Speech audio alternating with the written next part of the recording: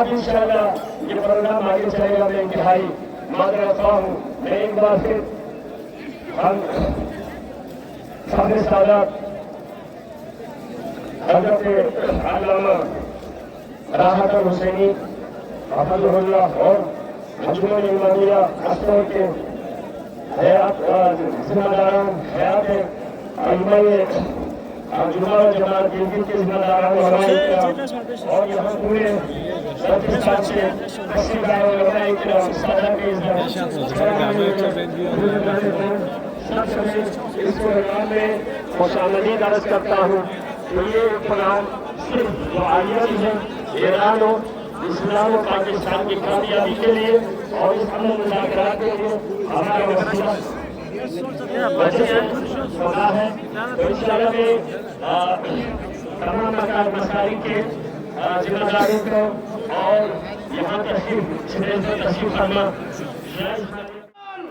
سوئے ہوئے ہیں یا تماشائی بن کے دیکھ رہے تھے، مگر آپ کا عظیم رہبر تھا جو دشمن کی آنکھوں میں آنکھیں ڈال کے للکار کے فریضہ بنتا ہے. ہم جب زیارت عاشورہ پڑھتے ہیں تو اس میں نفرت کی، لعنت کی اور اظہار برات کے 3 طریقے بیان کیے ہیں. اللہم لن من قتلک لعن اللہ. اسی طرح فرماتے ہیں کو شہید کرنے کے لیے زمینہ فراہم کیا ان پر بھی لعنت ہے، اور جو قتل شبیر پہ خوش ہو گئے ان پر شہید کرنے والے براہ راست ان پر بھی قیامت تک کے لیے لعنت ہوگی. اور وہ مسلمان 2 باتیں یاد کرو، صرف 2 باتیں.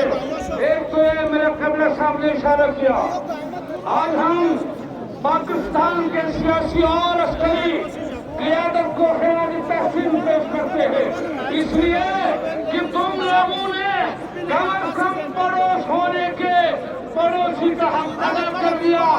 اگرچہ یہ خنزیر اور کتے کے اور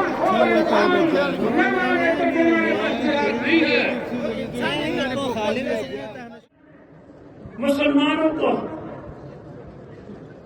فتح و نصرت سے نوازا، اور اس کے بعد رسول خدا نے فرمایا الان نغزوہم ولا یغزوننا. آج کے بعد، آج تک تو یہ ہمارے پر حملے کرتے رہے ہیں، آج کے بعد ہم حملے کریں گے.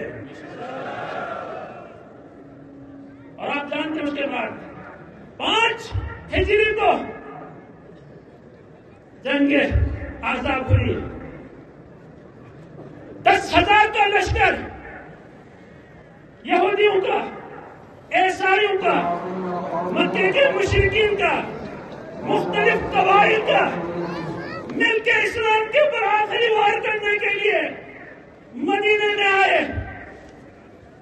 اور جب یہ خبر رسول خدا تک پہنچی تو رسول خدا نے اسلام کی حفاظت کے لیے سرزمین مدینہ، ریاست اسلام کی دفاع کے لیے پتہ ہے کیا کیا؟ شکر گزار ہیں آرمی چیف کے، پورے آرمی کے. اس 2 ہفتے کی جنگ بندی میں اگر کوئی کردار ہے تو ہمارے پاکستان کے آرمی چیف کا کردار ہے. مذاکرات کے ٹیبل پہ بٹھایا ہے تو یہ ہمارے آرمی چیف کا کردار ہے. اور آج پاکستان کی حیثیت کو پوری دنیا کے لیے تسلیم کروایا ہے تو ہمارا آرمی چیف کا ہے، یہ کردار ہے. اور حکومت بھی آرمی چیف کے ساتھ شانہ بہ شانہ کھڑی ہے. اور انشاءاللہ ہمارے آرمی چیف کے اس فرمان کے مطابق شیعہ پہلے طاقت پہ آ جاؤ، طاقت میں آنے کے بعد پھر بہت دشمنوں کے ساتھ مقابلہ کرو. آج ہمارے لیے بھی یہ پیغام ہے. اس وقت گلگت بلتستان کی طاقت کا محور وزارت اعلیٰ ہے. گلگت بلتستان کی طاقت کا محور وزارت اعلیٰ ہے. اور یہ وزارت اعلیٰ اس دفعہ شیعان عالم ابی طالب کے اندر سے باہر نہیں جانا چاہیے.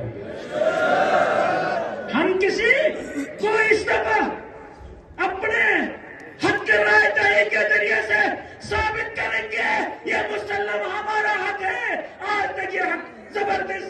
छीना गया है। इस दफा हम इस हक को छीने नहीं देंगे। तो नमाज का वक्त हो चुका है। आने वाला है और इनकलाब आने वाला है। इस इनकलाब की वजह से आप देखेंगे अल्लामा इकबाल ख्वाब का शर्मंदे ताबीर होगा इंशाअल्लाह ताला। तेहरान होगा, आलम मशरिक का जनेवा, शायद पूरे अर्ज की तकदीर बदल जाए इंशाअल्लाह। तकदीर बदल जाएगा इंशाअल्लाह। صل على محمد وعلى محمد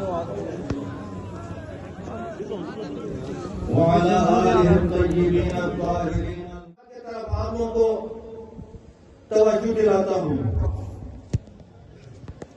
محترم المقام حضرت آیت اللہ علی رضا اعرابی جو کچھ عرصے کے لیے قائم مقام رہبری کے فرائض کے انجام دیے، انہوں نے بندہ حقیق کے نام ایک خط بھیجا ہے۔ اس میں مظلومیت کی اظہار کی طرف اشارہ کرنے کے لیے انہوں نے ایک پیغام بندہ حقیق کو بھیجا۔ میں وہی پیغام آپ لوگوں کی خدمت میں